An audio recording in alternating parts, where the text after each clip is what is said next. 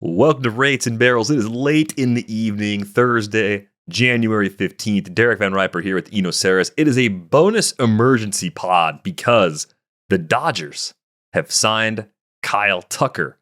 And that was kind of a huge deal because it quickly overshadowed a three-team trade between the Angels, Rays, and Reds. So we're going to talk about both of those moves and the implications of all of that in this bonus pod. We figured this couldn't really wait until after the weekend. We're kind of in the middle of our position preview series right now, so we're still going to drop that episode Friday afternoon. We're going to get to second baseman on that. Let's start with the huge signing, Kyle Tucker. 4 years, $240 million. $30 million of that is deferred. Opt-outs after year 2 and year 3. Let me see, doing some math here real quick. That's only 4 years and $228 million, sir. Oh, poor Kyle Tucker. Is he going to be okay? I did expect, like you said, that there would be more deferrals with a number that big. I mean, he's blowing it all out of water. It does remind me a little bit of the Manny Ramirez deal with the Dodgers, where he had a huge AAV. But that was Manny Ramirez at the end of his career. Like, are we a little surprised that Kyle Tucker at 28 years old forewent, the supposed $300 and $400 million deals that were supposed to be on the table? I mean, with this deal, he's still going to get to $300 million, and he might still get to $400 million, but he's going to get to it in a Borassian way. Borassian way, yes. I think you should definitely put that on a hat. I think if we go back to some of the conversations we've had about Tucker and some of the things we've read that have been reported by people, different writers that have covered him, we have the sense that he doesn't necessarily want to be the face of the franchise. So if you want to be contending every single year, you want to get lots of money, and you don't want to be the face of the franchise, there's exactly one team that will check all those boxes, and there's a couple other that could, right? You could look at the Mets and say, well, maybe the Mets were an option. He would have been the clear number 2 behind Soto, but with the Dodgers, he's the 4th or 5th biggest star, which seems pretty ideal. And I think as far as that long-term value goes, if he crushes it and puts together a 5 or a 6 WAR season instead of the usual 4 WAR season in these first couple of seasons, he can opt out and he can get that bigger payday, or he might just get more from the Dodgers. He might add a couple of years on. They'll have the benefit of knowing what their top prospects look like, right? Josue DePaula, Zaire Hope. They've got a few guys moving through their system that eventually could be fixtures in their lineup if they're not trade chips to get something else of need between now and then. So it seems kind of like a win-win based on the things we know about Tucker, the financial stratosphere in which the Dodgers operate, and it fills the clear area of need. Kyle Tucker is a lot better than Michael Conforto, and I say that as someone who thought Michael Conforto was going to be okay for the Dodgers. I thought that was fine for bottom half of the lineup. It didn't work out the way we expected. I assume the Kyle Tucker signing will work out a lot better than the Michael Conforto one, and I'm on the side that thought Kyle Tucker was going to get something closer to $400 million because I didn't think the shorter term deal was going to be the final outcome. I thought they would aim more for the 8+ year deal. So if it was 8 for $300 instead of 10 for $400, I kind of thought that's where this was going to settle. But ultimately, in the long run, he's getting a ton of money in the next 4 years. He breaks the AAV record, and he's going to get multiple cracks at going back into the market if he decides that's the better path. Yeah, if you look at some of the Scott Boras superstars that have made this choice, Alex Bregman, et cetera, they have turned out to be good choices in the past to do these short-term deals and to push it out into the future. I don't know exactly why these deals work out, though, because even if Kyle Tucker has a good season in the next 2, the reason you pay him for a long-term deal is you expect these really good seasons at the beginning, and you're paying a little bit less at the beginning, and at the end you're paying more. You pay more. It's just how the math works. You You pay less at the beginning for the bigger seasons. You pay more at the end for the worst seasons. And I don't know why it keeps working where they keep taking these short-term deals. Like the flaws that Kyle Tucker has, the reason he didn't get the long-term deals, and I've got a piece up on The Athletic about this, they're not going to change. Like in a 1 year, is it going to change? Like he has 50th percentile bat speed. And, if he loses, he would lose 3 miles per hour in bat speed by normal aging curves over the next 8 years. He's not going to necessarily, he could gain bat speed. He could go on a bat speed training program. Maybe he does that. That could change things a little bit. Yes, that could change things. The other thing, though, defense. He now already is a negative by outs above average in the outfield. That doesn't seem like a big deal, but in comp seasons like his, there's been 24 outfielder comp seasons like him. Only 3 outfielders, Starling Marte, Randy Arozarena, and Mike Trout, were still in the outfield and above average 3 years later. So the high likelihood here, the 21 out of 24, says that Kyle Tucker is not in the outfield in 3-4 years. That he's already headed towards DH and first base. And, this shows up even in the comps. You do comps, and let's say we just do comps, and I've got a visual for you. If you just do comps based after age 28 and you just take strikeouts and walks, these are things that Kyle Tucker is very good at.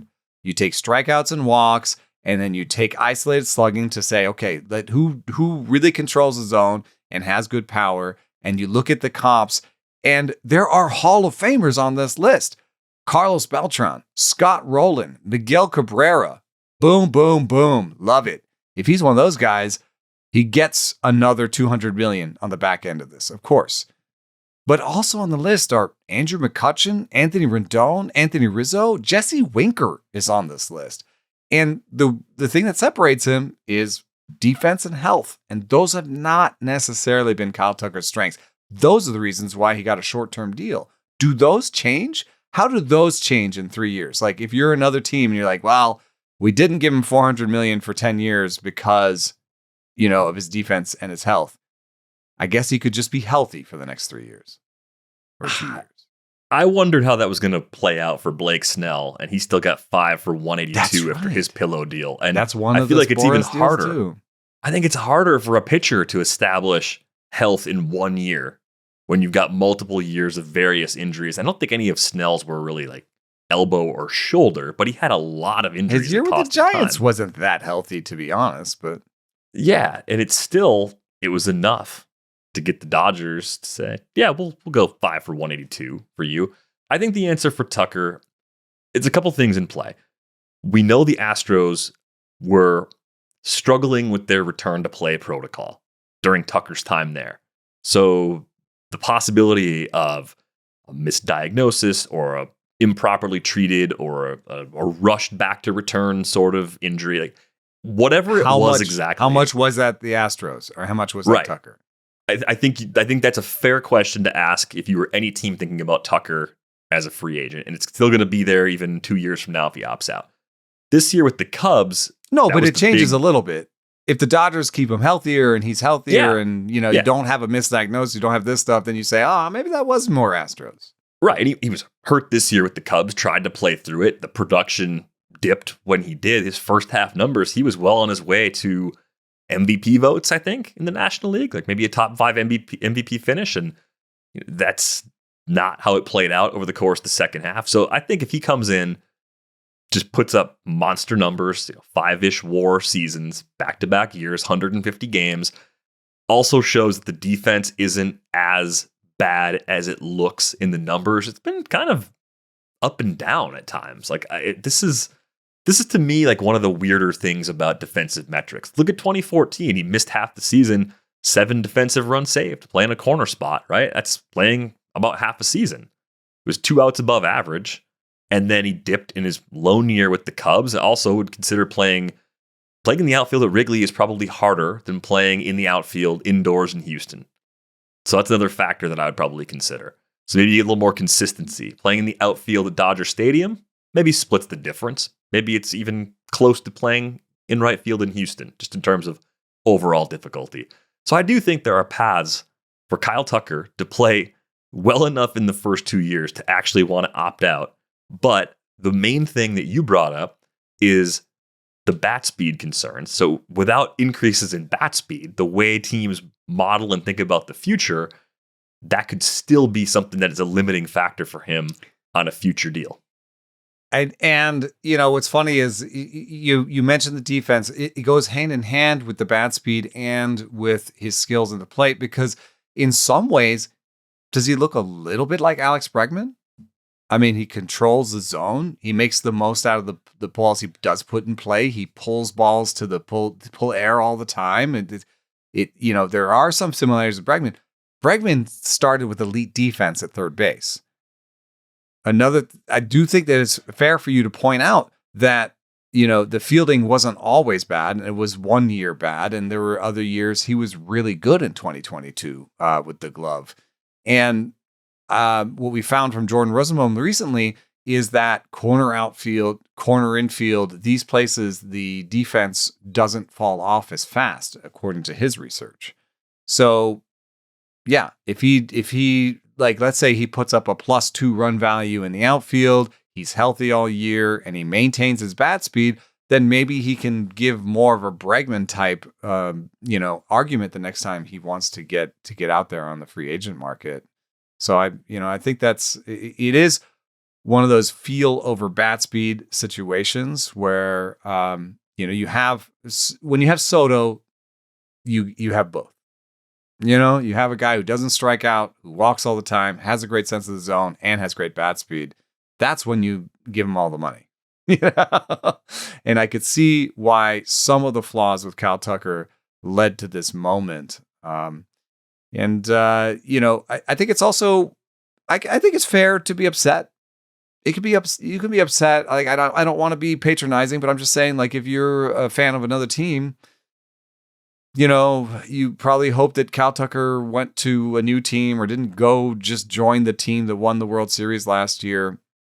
And I would say that I don't know if it's a bold take or not, but I don't think this means that the Dodgers win the World Series next year. It does mean that they probably make the playoffs, but the playoffs have been a crapshoot, and I think that's actually a feature, not a bug in baseball. And I don't know what to say. I am a little disappointed that they were able to pull off something like spend this much money and nobody else came to the table and got Kyle Tucker. So I share that disappointment. I don't know if it means, like, there are people out there saying right now, are we sure this means that baseball is broken? And it's a lot of money going to a player, maybe this is a healthy sport that is, spending a lot of money on a player, I don't know. It doesn't seem all that healthy if you're the Pirates and you got Ryan O'Hearn for, whatever it was. And that's your big expenditure for the offseason. So I guess I get it, but I would like the solutions to be small tweaks instead of a large one. I don't necessarily want baseball to become more like basketball and football, where I feel like a lot of the transactions are set in stone. You know who's going to be signed. You know what the numbers are. It's really hard to really do anything because the caps are so strong that it's just like, these are the numbers, and you're just moving numbers around. I think it would be better if they found a way to share TV money better, or did revenue sharing better, or made smaller market teams spend more, or whatever it was. I would like the solutions to come from those places, but I can understand if somebody's upset with the signing. Yeah, I mean, I understand those feelings as someone who roots for a team that got demolished by this machine in October. It's frustrating. I think part of the solution, it's not the entire solution, is having more owners that have the competitive drive that the biggest market owner seems to have right now, right? But not every team is going to be built like that. You have to have other paths to win. So I do think there's some solutions that you proposed. Redistributing TV money seems like one way to level the playing field, but you need teams to put it into the product. You can't have this much disparity. It's the bottom that continues to be the biggest problem of all. All this is to say, I guess I'm finding the rage about this like to be I don't know, like somewhat misguided. I mean, I think this is sports. This is baseball of things to be truly mad about in the world. this actually doesn't count. Like, we can be disappointed as fans that our teams didn't get these upgrades, but things that you should be mad about are taking place outside of baseball right now. So I'm not going to lose sleep over this. I'm just going to sit here and say, I hope my team, which isn't spending anything this winter, finds a way to get better magically again, pulls a few more rabbits out of the hat, developmentally speaking, and, does better in the playoffs this time around if they run into each other again. Also, think about the number of IL days the Dodgers had. Some of that is their ability to take on a lot more risk than other teams. So naturally, I think they're going to be cautious with the older roster they assemble. But there's a downside to building that way. If the right combination of players break, they go from the team with the best projected WAR by like 5 or 6 wins to a much more typical top end team, right? So I do think, as much as this looks like a team just buying championships, it's more like what you were saying before. It's basically saying we're buying our way out of the regular season. We're buying a seat at the table in October. This team was close to losing the World Series this year. Miguel Rojas hit one of the most improbable home runs I have ever seen in my entire life to save the Dodgers season. So despite all the money they keep putting into this team, we're still getting really compelling baseball in October. Yeah, I mean, if you look around this Dodgers team, the age may show at some point. Kyle Tucker is 28. He's young for this team. Teoscar Hernandez is 33. Shohei, he's great. I'm not saying he's bad because he's 31, but he's 31. Freddie Freeman, I think, was starting to show some of his age, and he's 36. Mookie Betts definitely showed some of his age at 33. Max Muncy is definitely on the decline part of his career at 35.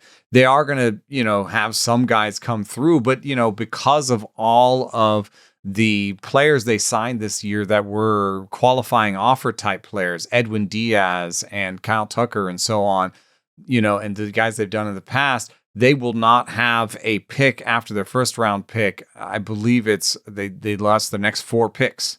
And that's why, they are a team that is vaunted for their player development. And yes, I like River Ryan, one of their pitchers, their young pitchers, Emmett Sheehan. I like him. There've been some guys. Dalton Rushing is actually a pretty interesting catching prospect. And, they have some guys that are coming up. Zaire Hope, they have guys in the outfield. But right now, in terms of young guys, it's going to crack this infield or this outfield. It's Andy Pages. And, now they've made him somewhat redundant. If Andy Pages struggles in the postseason, we're a real problem. Tommy Edman can probably take over there. And they can fill second with Hae-Seong Kim and Miguel Rojas and whoever. So, right now, I do think it's Pages, Hernandez, and Tucker in the outfield, and Edman at second. And Andy Ibanez, Hae-Seong Kim, and Miguel Rojas are the main.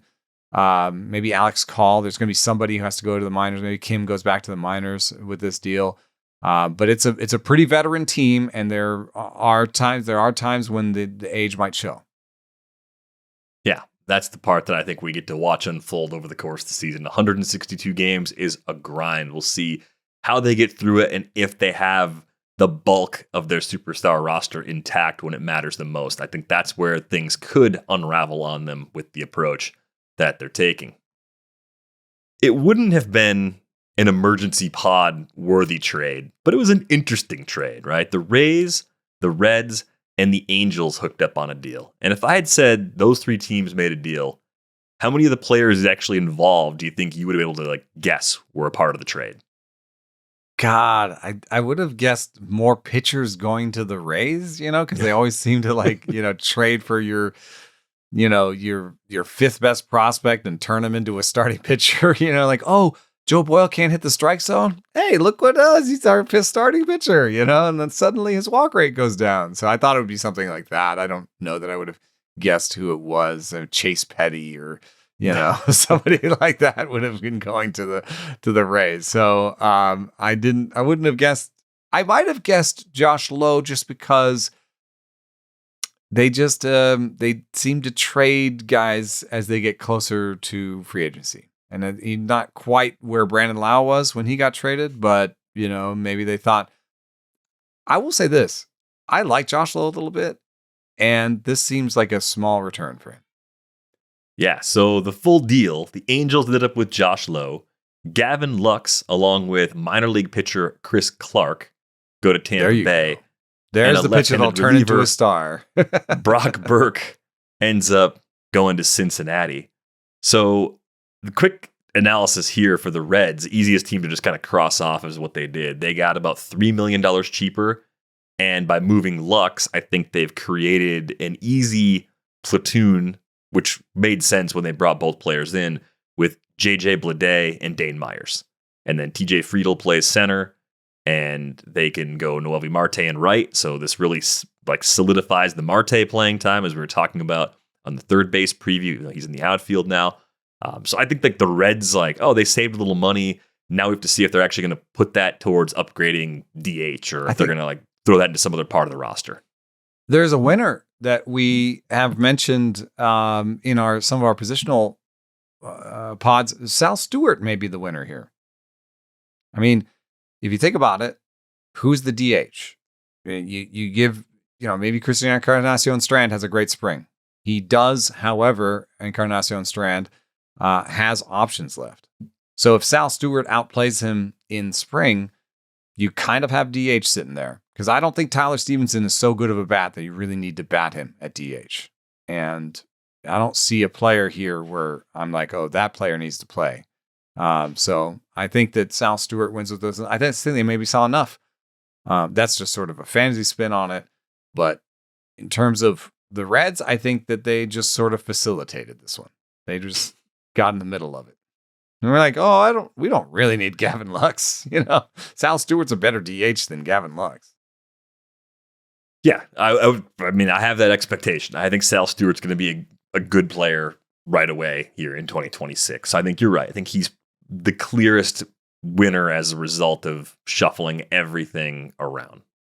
I do think Josh Lowe might be able to break out of the platoon with the Angels. There's a chance that it might not be as strict of a platoon. Maybe you sit up against the toughest lefties, but you actually give him some cracks once in a while against lefties, or half the time against lefties. So maybe his overall playing time outlook ticks up just a little bit. I mean, how do you feel about the possible mixing and matching they can do in Anaheim with Josh Lowe compared to what they were able to do with him during his time in Tampa Bay? I mean, I think one of the things that happens in Anaheim is just you don't necessarily have better players than him. So you're not necessarily itching to play somebody else who you're not itching to play Bryce Teodosio over Josh Lowe, because Teodosio is an amazing defender, but he's maybe a zero with the bat. And are you itching to I don't have another name.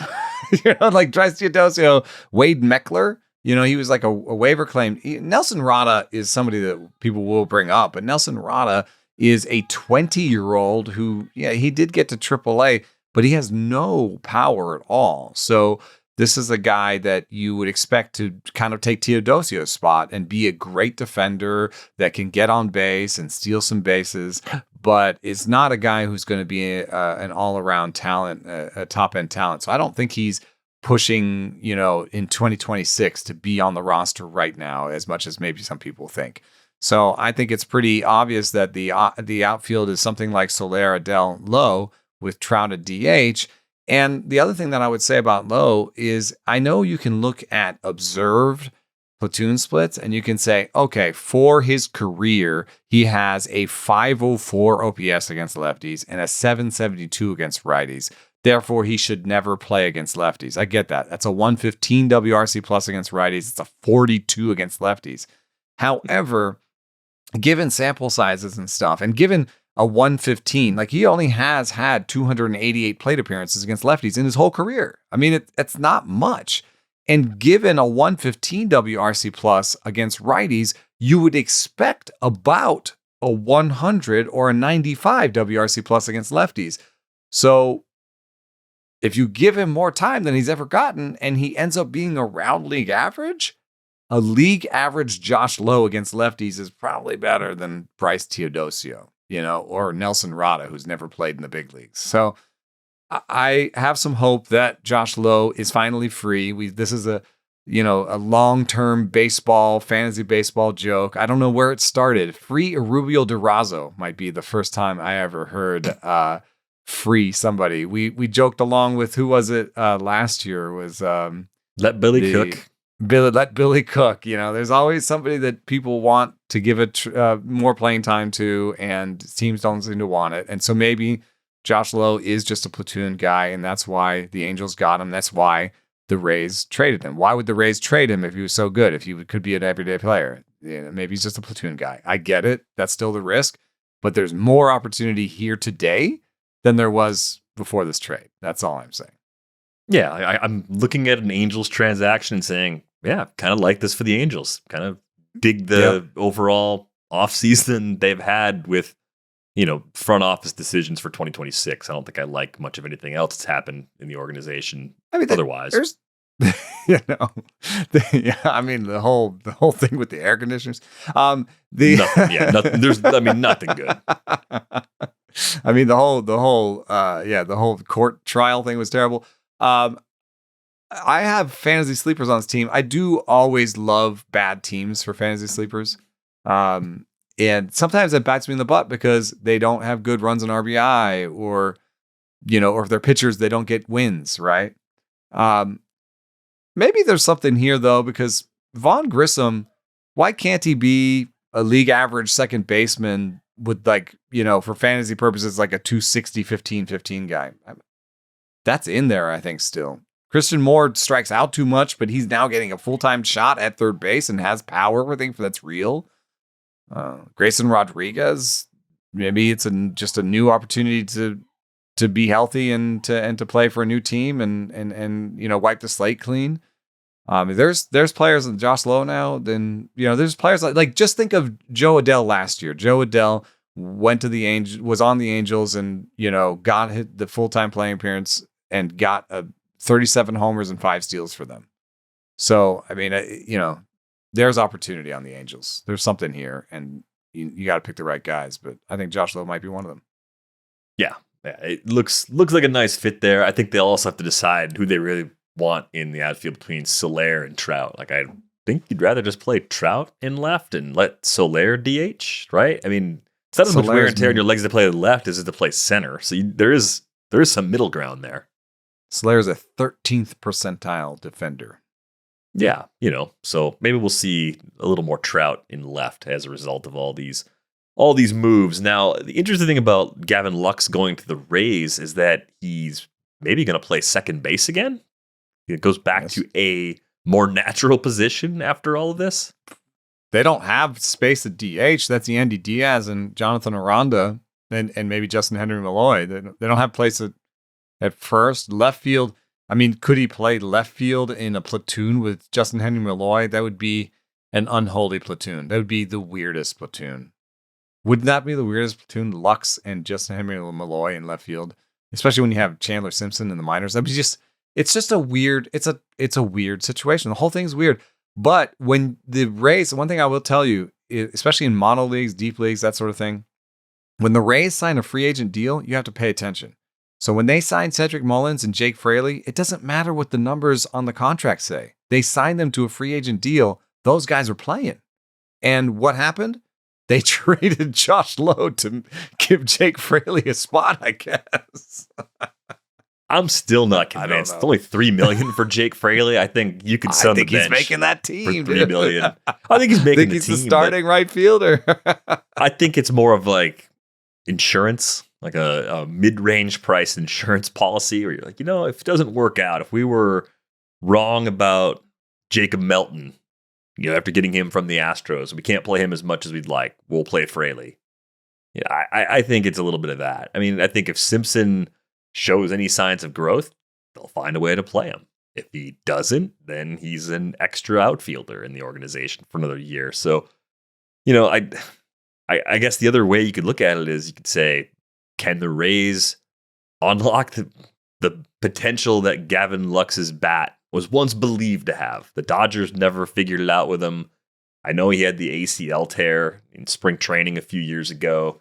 He's just, I thought going into Cincinnati, like a very low pressure, homer boosting home ballpark. I was like, okay, maybe we're going to get like 15, 18 homers from Lux. We haven't seen a lot of him healthy with the bigger bags and the disengagement rules. Maybe he'll run a little bit more.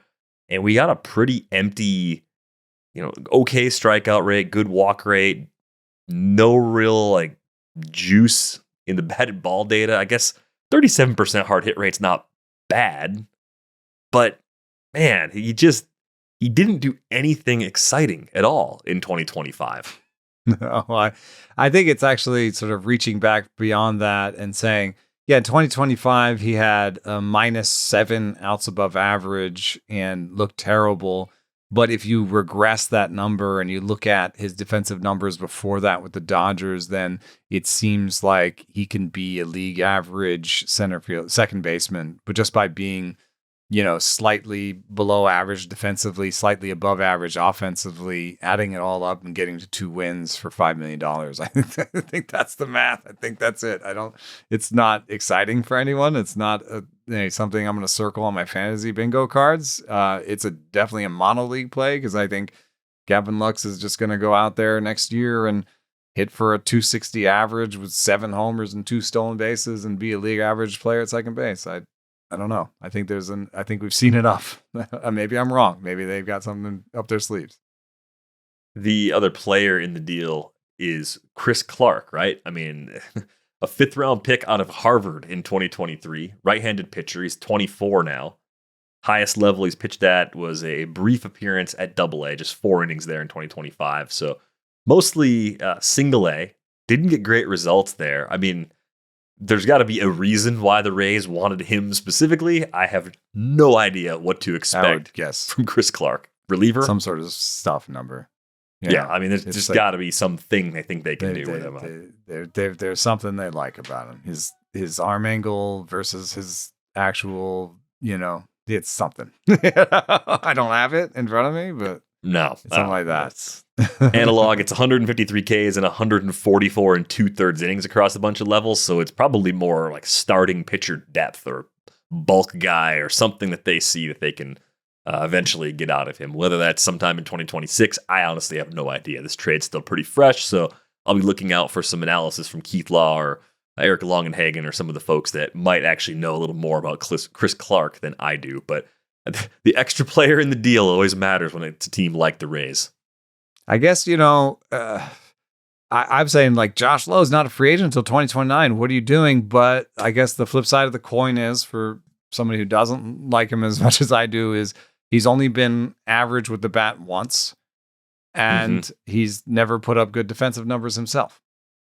So, for the Rays, I could see we're starting to have a little bit of a defensive problem, right? If you think about the Rays, Aranda, not a good defender. Yandy, not a good defender. Junior Caminero, not actually a good defender at third.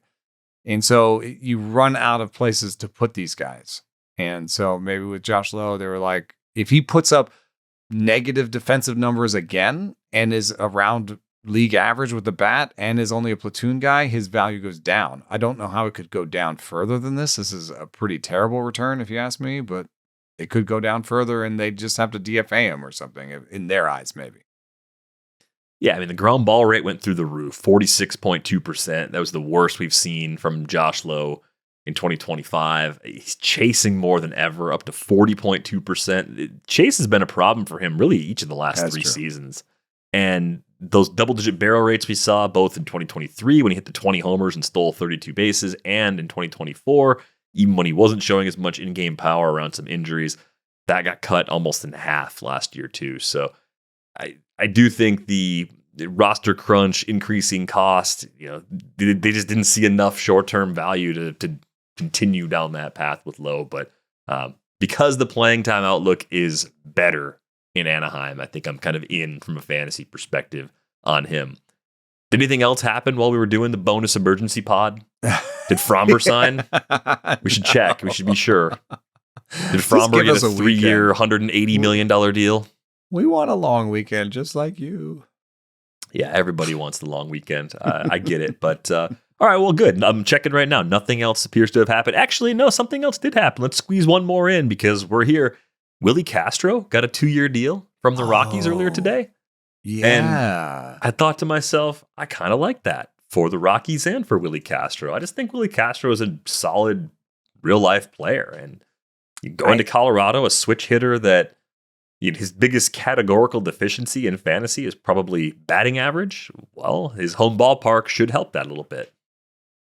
Yeah, and when I was looking at some of the prospects on that team, I don't want to speak ill of people without. I mean, he's going to catch a stray here, but Karros did not pop. I would say That's fair. There's just not much in the profile that I liked, and so I think third base is fully open for Willi Castro, and you could say that about second base, but Adel Amador, has some things that I like about him. Tyler Freeman has played second base before, and he's a big leaguer at least.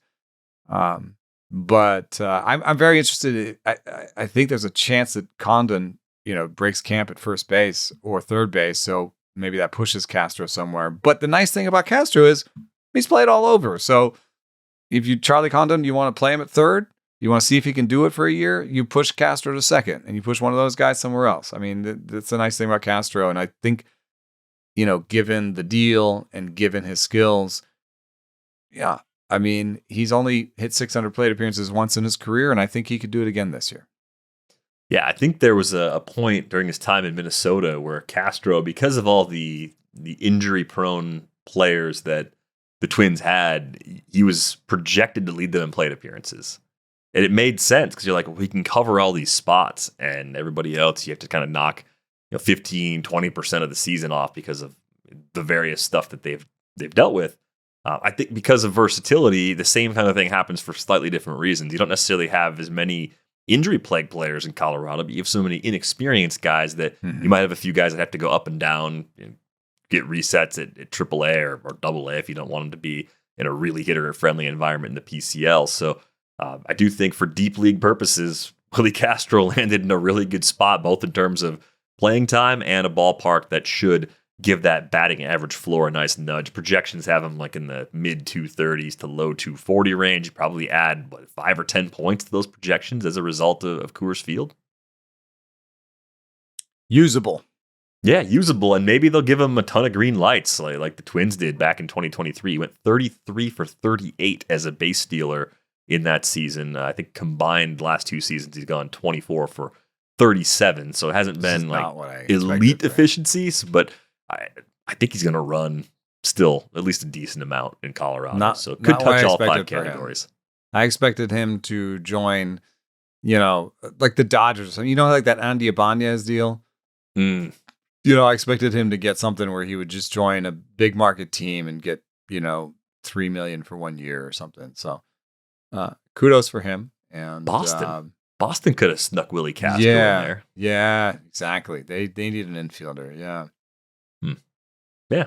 Well, and maybe he ends up getting traded at some point during the 2-year deal too. That could be part of the appeal. Like the Rockies get a couple of young guys they like.